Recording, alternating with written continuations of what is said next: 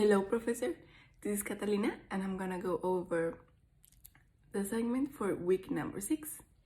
Yes, so this assignment consisted of finding confidence intervals, and for that we always need to look at the percentage they're asking for and at what information we are given.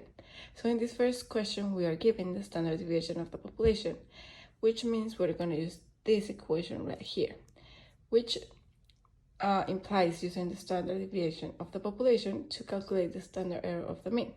So they're asking us for a 99% confidence interval, which means we're going to find a c-value of 2.58. We already know this by previous chapters. And yeah, basically we just solve everything. Each part we replace, we solve, and then we replace again, and we will get 108.06 and 111.94.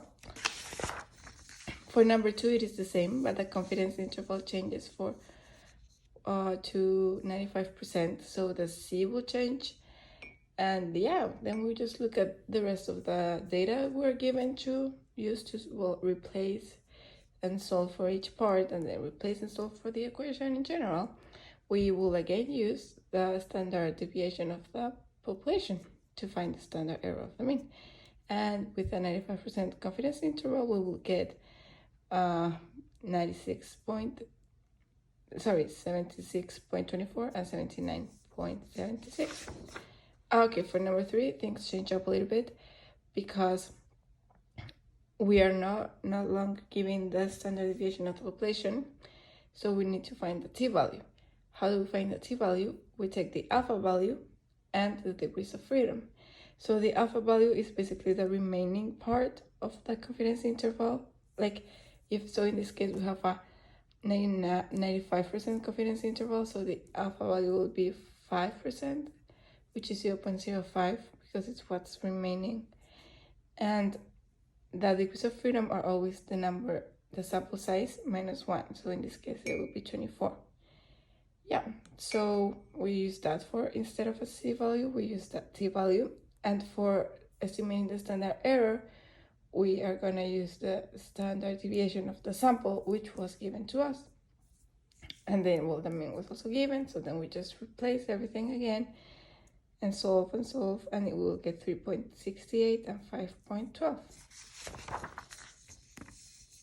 For number 4, this is true. Once again, we're not given the standard deviation of the population, so we need to use the standard deviation of the mean to estimate for a standard error, and then we also need to use a t-value.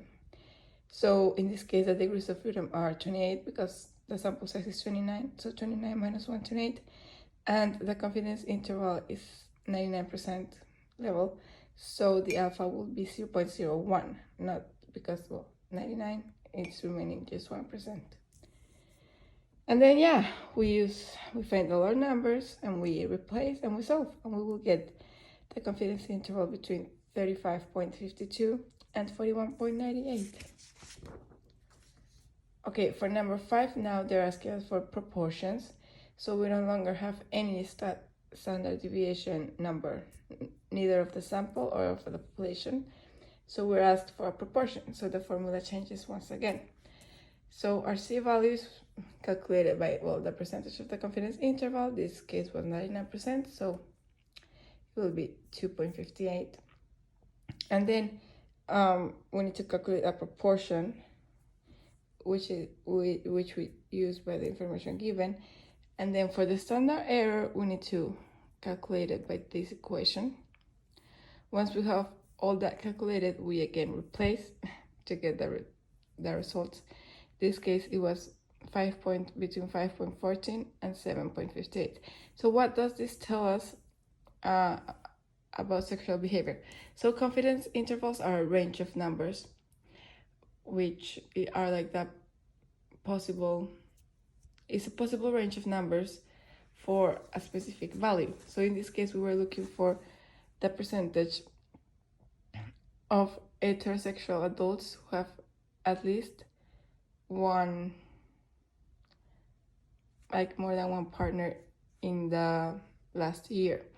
So what it is telling us, it is that somewhere between 5.14% and 7.58% of adults had more than one sexual partner last year. It is given as a range of numbers that could be the possible specific number. We don't have enough data to find.